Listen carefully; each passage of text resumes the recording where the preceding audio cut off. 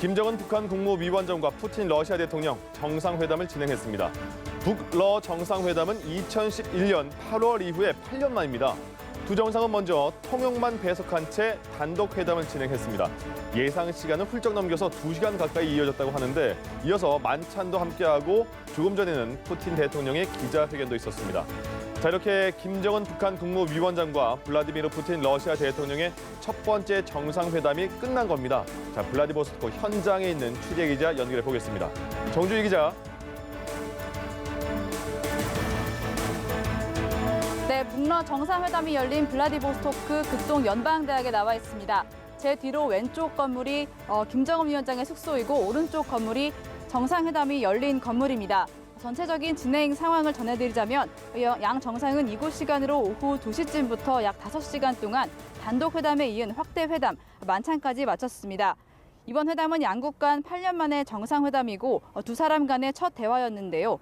김 위원장은 회담을 시작하기에 앞서서 전 세계의 초점이 조선반도 문제에 집중돼 있다면서 이번 만남이 조선반도 문제를 공동으로 조성하는 데 의미 있는 대화의 계기가 될 것이라고 말했습니다.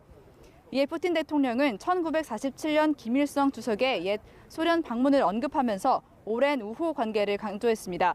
나아가 북한이 추진해온 북미 간 대화와 북미 관계 개선을 지지한다고 말했습니다.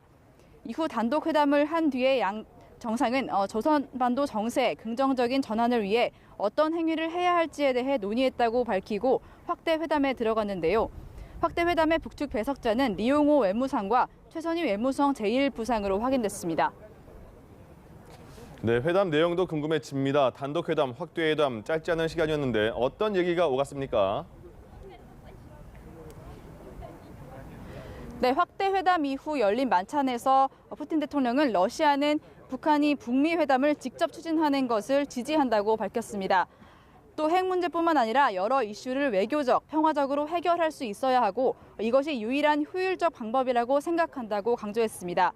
그러면서 국제사회와 모든 이해관계국이 힘을 합치면 한반도의 영구적 평화가 가능할 것이라고 덧붙였습니다.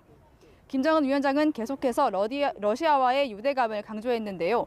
김 위원장은 푸틴 대통령과 조러 친선 관계의 발전, 조선반도 지역의 평화 안정을 위한 문제들에 대해 허심탄회하고 의미 있는 대화를 나눴다고 말했습니다.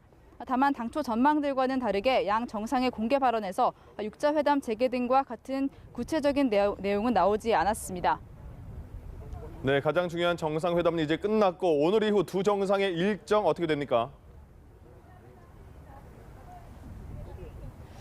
네, 푸틴 대통령은 내일 베이징에서 열리는 1대1로 정상 포럼 행사에 참석합니다.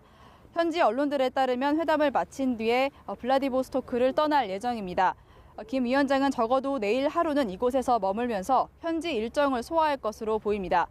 시찰 예정지로는 러시아 태평양 함대 기지와 루스키 섬의 해양관, 블라디보스토크 근교의 우유 공장이나 초콜릿 공장, 빵 공장 등이 꼽힙니다. 모두 아버지 김정일 국방위원장이 17년 전 블라디보스토크를 방문했을 때 갔던 곳들인데요. 선대를 기리는 동시에 러시아와의 유대를 강조하려는 행보로 풀이되고 있습니다. 지금까지 블라디보스토크에서 연합뉴스TV 정주희입니다.